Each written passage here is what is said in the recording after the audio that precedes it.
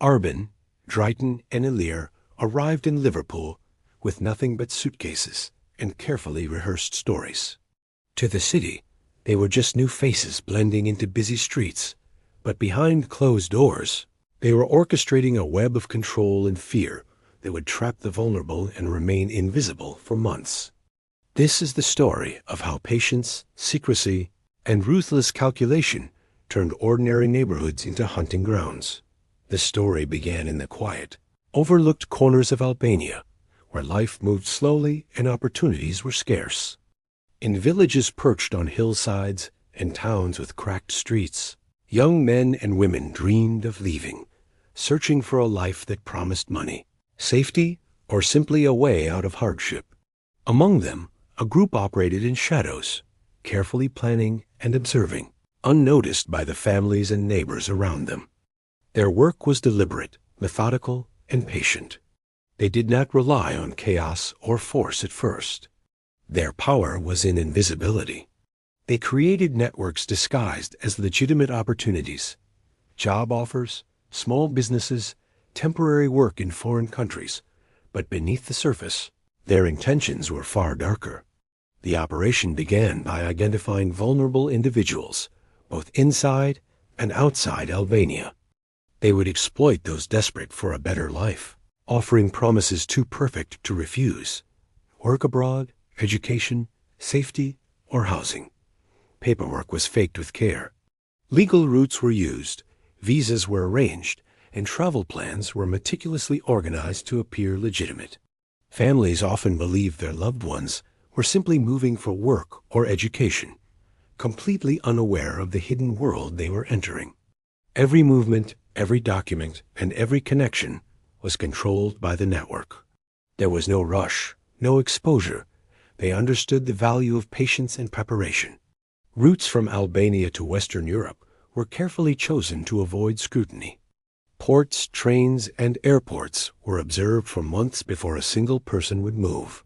Each trip seemed ordinary to those who watched: young adults carrying suitcases, groups appearing to travel for work or study. No alarms were raised. They were just travelers in transit, invisible in a sea of other hopeful migrants.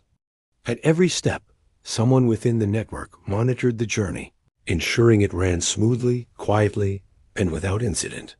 Even within Albania, the network's influence extended into unsuspecting towns. People in the villages had no reason to suspect that someone offering work in a nearby city might actually be part of a much larger, sinister plan. The network's members maintained ordinary appearances: small shops, casual jobs, and polite interactions with neighbors. They moved like shadows in broad daylight, unnoticed, blending perfectly into the routines of everyday life. Their operations were hidden in plain sight, relying on trust, secrecy, and the assumption that no one would question a simple offer of opportunity. By the time anyone suspected something was amiss, the foundation of the operation was already complete. Individuals were ready to travel, documents were prepared, and plans had been rehearsed. No detail was left to chance. Even the smallest mistake could unravel months of careful preparation, so every member acted with precision. The quiet crossing from Albania to the wider world was not just physical, it was a careful preparation of minds, actions, and situations to ensure the network remained hidden. It was in this patient, quiet way that the group set the stage for a story that would eventually stretch across borders. From the unassuming streets of Albanian towns, through travel routes and documents, to the crowded, unsuspecting city streets of Liverpool, every move was calculated. What began as small, almost invisible steps in the shadows of Albania would later grow into a sprawling operation that challenged the city. Sense of safety. In these quiet beginnings, the seeds of manipulation, control, and exploitation were planted, waiting for the moment when they would cross the threshold into a new land, where the unsuspecting city would become the stage for a crime network operating in silence. Liverpool was a city full of movement, a place where lives intersected in the rush of daily routines, yet its very bustle became the perfect cover for those who wished to remain unseen. The newcomers from Albania arrived quietly, often in small groups, blending seamlessly into the flow of the city. At first glance, they were ordinary migrants seeking work, taking low-paying jobs in construction sites, warehouses, restaurants, and cleaning services. Their presence attracted little notice. Liverpool had long been a city of arrivals, and newcomers came and went with little scrutiny. What made this group different was the careful preparation they carried from their homeland. Every identity was checked, every story rehearsed, every movement calculated. They did not settle all at once. Instead, they spread across neighborhoods, renting houses and flats under false or borrowed names. Some addresses appeared legitimate on paper, registered to individuals who did not exist, while others were tied to locals who had no knowledge of the crimes being orchestrated within their walls. At night, these rented properties became operational hubs, places where the network could plan, communicate, and prepare. During the day, the same houses seemed normal: lights on, laundry drying on lines, meals being cooked. Nothing about the activity suggested wrongdoing. To the casual observer, life appeared ordinary, even mundane. The group also understood the importance of low visibility. They avoided large gatherings, flashy clothing, or expensive purchases. Their vehicles were unremarkable, their routes ordinary, their routines repetitive in a way that bred familiarity and trust within the neighborhoods. They moved with patience, knowing that blending in completely was more effective than drawing attention. Even as they began scouting locations for future crimes, no one suspected that beneath their quiet exterior, plans were forming that would terrorize a city. Employment became another layer of cover. Jobs in warehouses and restaurants offered more than just income; they created legitimacy. Local supervisors and colleagues saw hardworking, polite individuals who needed no explanation for their presence. It was a calculated disguise. Even interactions with authorities were careful and deliberate, designed to appear ordinary and law-abiding. The newcomers used the city's own systems of work, housing, and transportation to hide in plain sight, creating the illusion of normality while preparing their network. Their integration was not accidental. It was strategic. By appearing as ordinary residents, they reduced suspicion and delayed any investigation into their movements. Even when neighbors noticed inconsistencies, a missing person, a quiet arrival, or someone rarely seen outside, they dismissed them, attributing these details to normal urban life. The city itself became complicit in their concealment, unaware that the very streets that welcomed the newcomers were also being mapped for control and exploitation. Every detail mattered. The network tracked patterns of the city, noting which streets were less monitored, which areas allowed for discreet meetings, and which locations provided anonymity. Every property was assessed for its potential as a safe house or operational base. With patience and foresight, Liverpool's ordinary streets became an invisible playground for planning and manipulation. The city's pulse continued, unaware of the silent threat that had woven itself into its rhythm. By the time anyone would recognize the danger, the newcomers had already laid the groundwork for a sprawling network that would challenge the very sense of safety within the city's neighborhoods. In their quiet integration, they were already winning, moving unnoticed while preparing the stage for the crimes yet to come. The crimes did not occur in shadows or abandoned alleyways, as many might imagine. They happened in places that seemed ordinary, even safe. Flats, rented houses, and seemingly empty apartments became the stages for manipulation and fear. Victims were not random, they were chosen with care. The network observed patterns, studying individuals who appeared isolated, vulnerable, or new to the city. Young women struggling to adjust to life in Liverpool, often working long hours and living alone, became targets.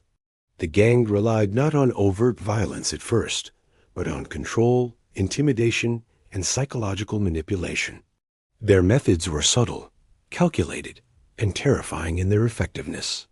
Recruitment often began under false pretenses. Offers of work, help, or friendship were extended to those desperate for support. Trust was built slowly, with gestures that seemed harmless. A meal shared, a ride offered, an introduction to others who appeared friendly. Once trust was established, it became easier to isolate the victim from friends, family, or anyone who might intervene. The gang understood human psychology, exploiting loneliness and dependence as weapons more powerful than brute force. Every step was designed to make the victim feel trapped and powerless without ever realizing how far-reaching the danger truly was. The network relied on fear to maintain control. Victims were warned subtly, told that speaking out could lead to consequences not only for themselves, but for their families. Threats were implied rather than spoken aloud, leaving survivors uncertain about whom to trust. In this way, the gang extended its reach beyond the immediate crime, creating an invisible web of intimidation. Many victims, believing themselves alone, remained silent. The city, bustling and unaware, continued around them, offering no refuge, no indication that someone was watching and waiting. Each location was chosen with meticulous care. Apartments on quiet streets allowed crimes to take place without interruption. Some houses were rented under stolen identities, making any connection back to the perpetrators difficult to trace. In other cases, the gang used temporary residences, moving quickly and frequently to avoid detection. Even emergency exits and escape routes were planned in advance, ensuring that control remained in their hands. The very homes that should have felt like safety became places of terror, leaving victims feeling confined and helpless within walls that should have offered protection. The operation was organized in a way that minimized risk for the perpetrators. They avoided large groups, minimized exposure, and coordinated with precision. Communications were discreet, using burner phones, coded messages, and carefully timed meetings. Each step was rehearsed, each movement calculated. Mistakes were rare, and when they occurred, they were covered quickly, leaving no trace behind. This organization allowed the network to operate for months, even years, without attracting attention. Even when victims began to recognize the danger, reaching for help seemed impossible. Fear of disbelief, shame, and retaliation prevented them from speaking out. Authorities saw only fragments, a medical visit here, a missing person report there. The connections between these events were invisible at first, masked by ordinary city life. Liverpool's streets, with their ordinary rhythm and traffic, hid the extraordinary danger that existed within its quiet corners. The gang's manipulation extended beyond the immediate victims. Families, friends, and co-workers remained unaware of the reality. In public, the perpetrators presented themselves as ordinary citizens' neighbors, colleagues, or acquaintances. This duality created confusion and disbelief, making investigations slow and difficult. The crime, hidden in plain sight, relied on secrecy, trust, and exploitation. In the quiet corners of the city, victims were trapped, and the gang operated with impunity, their actions invisible to the world outside the walls of the flats where terror quietly unfolded. Months passed, and Liverpool appeared to carry on in its usual rhythm. But beneath the surface, patterns were beginning to emerge. What had once seemed like isolated incidents, hospital visits, brief reports to authorities, or quiet whispers among social workers, began to connect in ways that were impossible to ignore. Each detail, initially dismissed as unrelated, formed a web of disturbing links. The victims shared certain characteristics. All were young, often isolated, and recently arrived in the city. Z-locations began to repeat. Certain streets, certain flats, and certain vehicles appeared again and again. Slowly, the threads of a larger operation started to reveal themselves. Police and investigators faced a puzzle. Each case appeared disconnected at first glance, and yet the similarities were undeniable once examined closely. Medical staff recalled injuries that were oddly consistent. Housing officers noticed that certain properties rented under false identities repeatedly showed signs of suspicious activity. Local community workers remembered individuals who seemed unusually withdrawn or fearful. The pattern was subtle, but growing clearer with each passing month. Liverpool, a city that prided itself on openness and hospitality, had become the stage for a quiet, insidious operation. The network itself remained careful, watching and adapting. They had no intention of leaving mistakes behind. Each move was deliberate. But the very organization that allowed them to operate effectively meticulous planning, predictable routines, and coordinated control also created traces that investigators could follow. Small errors emerged. A forged document that did not match records, a phone call traced to an unexpected location, a property that was rented under a name already flagged by authorities. Though minor, these errors provided the first glimpses of the network structure. The investigators began to map connections, piecing together fragments that had previously seemed unrelated. Streets, names, and addresses formed a hidden grid, revealing the network's reach. Vehicles were tracked, communications were logged, patterns of movement became visible. What had once appeared as scattered incidents now suggested coordination, intention, and planning. The realization settled slowly. This was not a series of random acts, but a deliberate, organized system. The scope of the operation was far larger than anyone had initially imagined. Even as the investigation gained momentum, the perpetrators adapted, attempting to cover their tracks. Properties were abandoned quickly, phones discarded, and identities shifted. But for every step they took, evidence had begun to accumulate. Investigators realized that patience was now their greatest ally. Rushing arrests or raids risked warning the network, potentially destroying the careful connections that were just beginning to be revealed. Observation, documentation, and mapping became the tools of law enforcement, and the quiet patience of the investigators began to mirror the patient precision of the criminals. Liverpool itself remained unaware of the danger growing within its neighborhoods. To ordinary residents, the city's streets were just streets, homes were just homes, and the rhythm of daily life continued uninterrupted. Yet in quiet offices, behind the walls of police stations, and in the careful notes of social workers, the truth was beginning to emerge. There was a network operating with precision, exploiting vulnerability and hiding in plain sight. The city's calm facade was cracking, and soon the careful mapping of patterns would bring the full scale of the operation into the open. As investigators connected each small piece of the puzzle, a chilling understanding took hold. The crimes were not chaotic or opportunistic. They were deliberate, calculated, and systematic. Liverpool, a city that had once felt safe, was now the canvas for a hidden and carefully orchestrated network. Each discovery brought investigators closer to the truth, revealing not only the scale of the crimes, but the frightening intelligence and patience behind them. The quiet patterns in the darkness were beginning to speak, and the city itself was about to confront a reality it had never imagined. The investigation shifted dramatically when an unexpected breakthrough came from within the network itself. One of the minor members, someone whose role had previously seemed insignificant, made a critical error. A financial transaction, intended to be discreet, was traced by authorities and led to a discovery that no one had anticipated.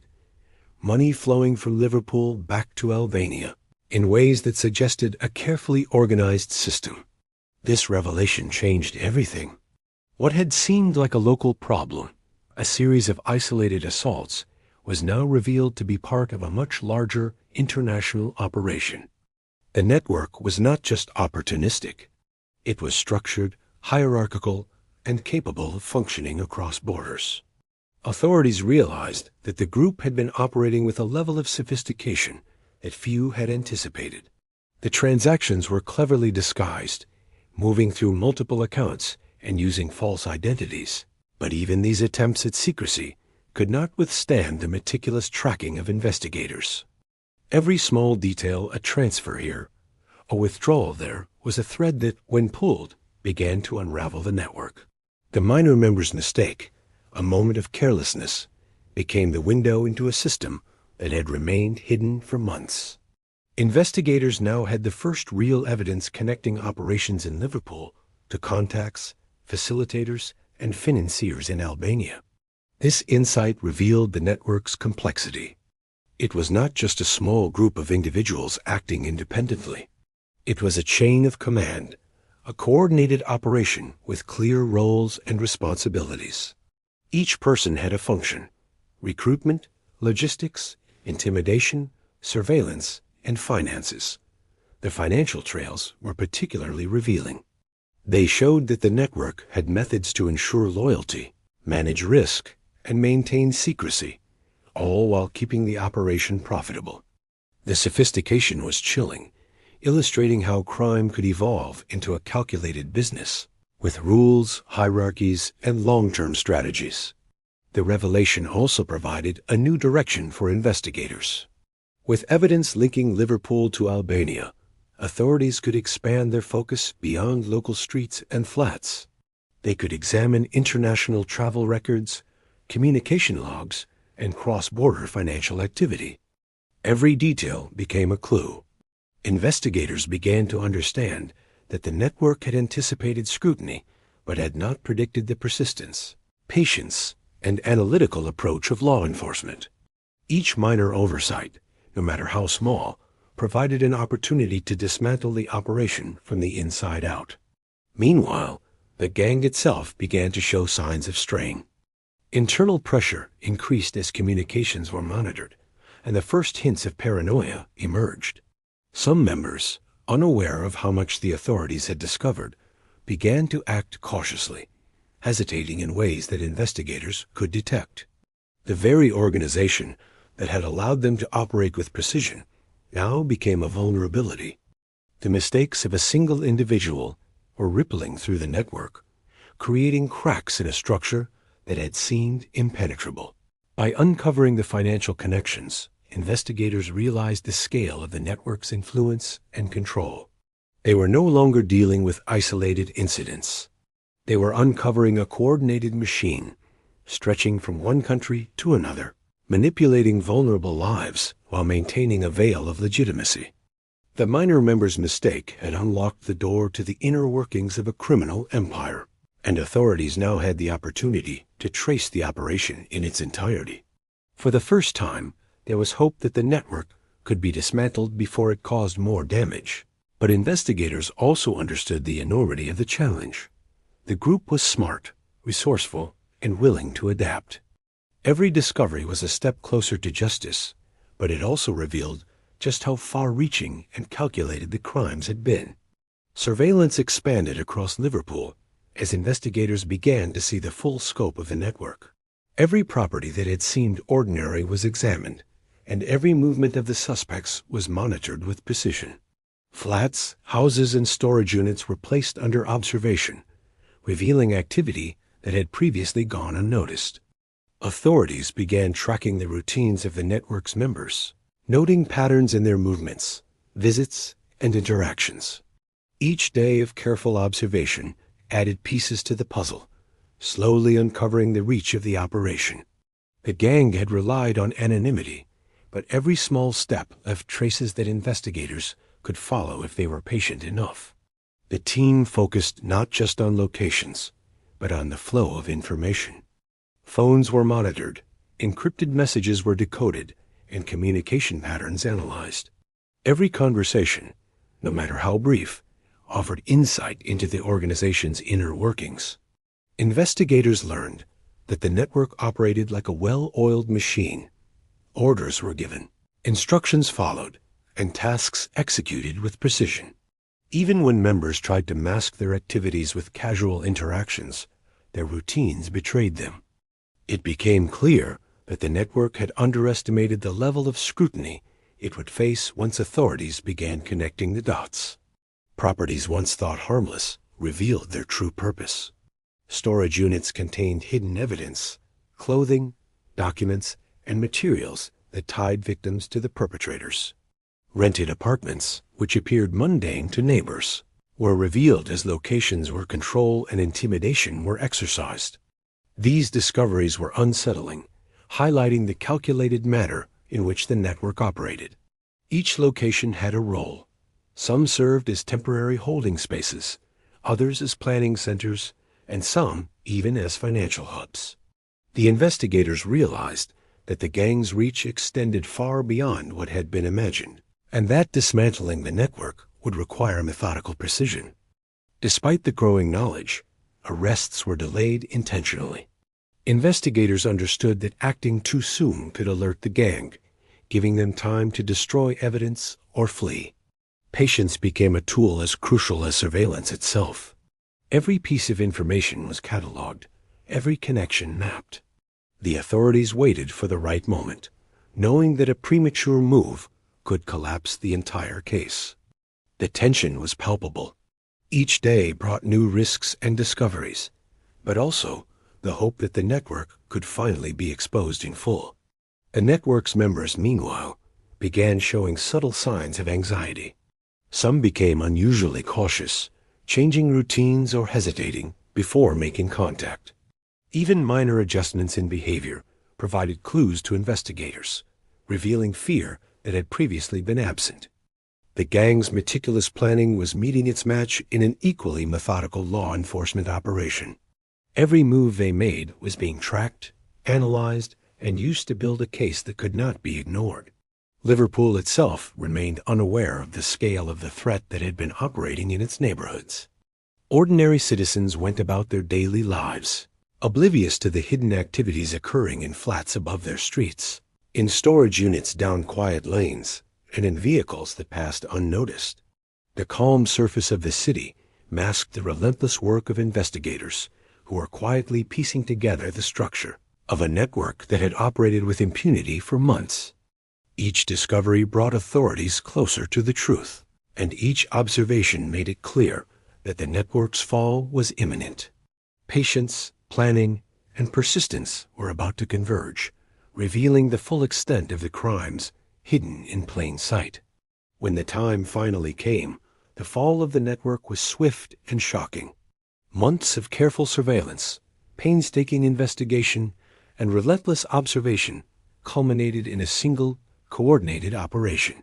Raids were planned down to the last detail, covering multiple locations across Liverpool in one night. Flats, houses, and storage units that had been under observation for weeks were stormed simultaneously. The network, which had operated for so long in silence, was suddenly confronted with a force it could neither evade nor anticipate. What had once seemed invisible was now under the harsh scrutiny of law enforcement. The operation's speed and coordination left little room for escape. Members who had believed themselves untouchable tried to flee, but authorities had anticipated every exit point, every vehicle, and every route. Borders, streets, and transit stations were monitored, leaving no avenue for evasion. The network that had crossed countries with ease now found itself trapped in the very city it had infiltrated. Every move that had once been calculated and patient was now rendered useless against the overwhelming scale of the operation. The fall was as sudden as it was complete, a collapse from the inside out. Evidence seized during the raids revealed the true extent of the crimes. Properties that had appeared ordinary were transformed into shocking displays of organized exploitation. Documentation, communications, and personal items tied members directly to the assaults, the control, and the intimidation of victims. Financial records showed the international nature of the network, linking profits and movements back to Albania. What had been invisible in plain sight for months became undeniable. The gang had not acted alone, nor had it been spontaneous. Every action, every crime, every manipulation had been part of a larger, coordinated plan. The scale of the arrests shocked investigators as well. Dozens of individuals were taken into custody in a single night, revealing a hierarchy that extended from street-level operatives to coordinators managing logistics and finance. The careful planning that had once made the network nearly untouchable now contributed to its exposure. Documents, recordings, and communications created a paper trail so detailed that investigators could reconstruct the network's operations from recruitment to execution. It became clear that the organization's sophistication, which had seemed intimidating for months, was also its undoing. Even as arrests were made, the city of Liverpool began to grasp the magnitude of what had been happening in its neighborhoods.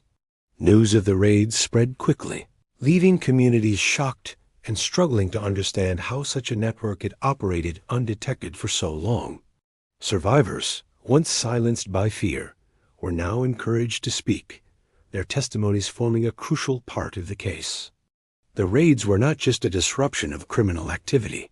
They marked the beginning of a reckoning for the network's victims, who could finally see that the long shadow over their lives was being lifted. The gang's collapse revealed both the strength and vulnerability of organized crime. For years, the network had thrived on careful planning, patience, and the silence of the city around it. But a single mistake, combined with patient and persistent investigation, had exposed the full scope of the operation.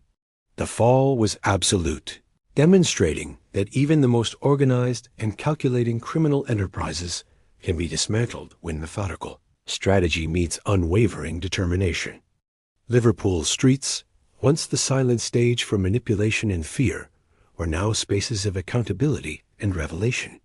The network that had once seemed untouchable was broken, and the city could begin the slow process of understanding, recovery, and justice. The aftermath of the raids left Liverpool shaken, but it also revealed a city slowly reclaiming its sense of safety. Survivors, long silenced by fear and intimidation, began to find their voices.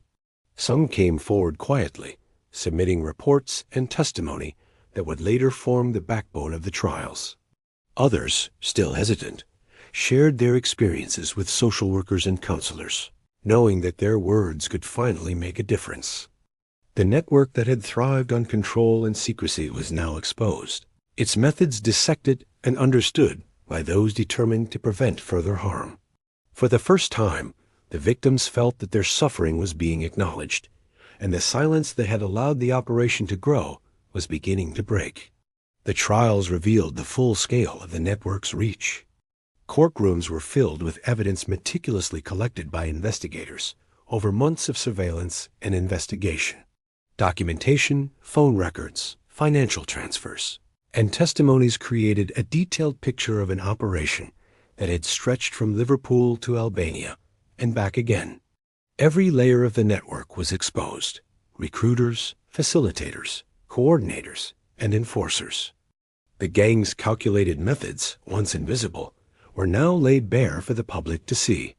What had been whispered in neighborhoods and among survivors was now confirmed in legal proceedings, proving that the crimes had been systematic, deliberate, and far-reaching.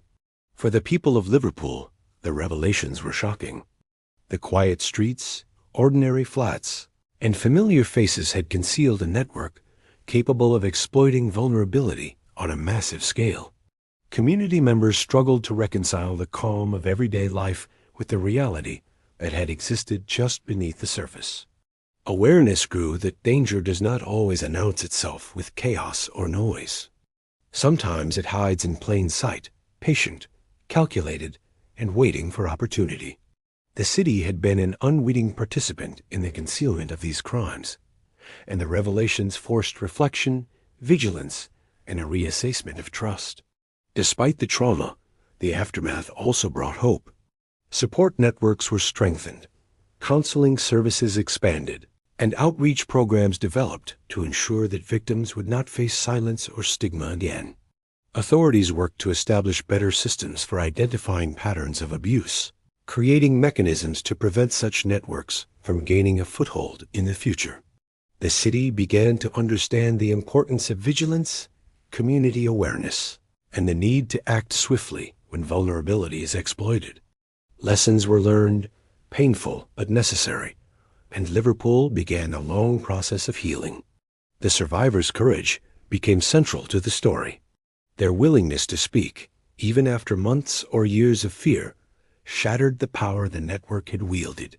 Each testimony was a statement of resilience, a refusal to allow manipulation and intimidation to continue unchecked. Through legal proceedings, advocacy, and public awareness campaigns, the voices of those affected became a force for change, ensuring that the crimes would be remembered not as faceless acts, but as violations of real human lives that demanded accountability. In the quiet aftermath, Liverpool returned to its daily rhythm, but the city was not the same. Awareness, caution, and vigilance now existed alongside everyday routines. The case left a lasting imprint, a warning that crime often hides in ordinary places, waiting for patience, silence, and fear to do its work. But it also left proof that methodical investigation, determination, and courage can dismantle even the most sophisticated networks. The city had faced betrayal, manipulation, and exploitation. Yet through exposure and justice, it began the slow process of reclaiming its streets, its neighborhoods, and the lives of those who had been trapped in fear. The network was gone, but the lessons it left behind would resonate for years to come.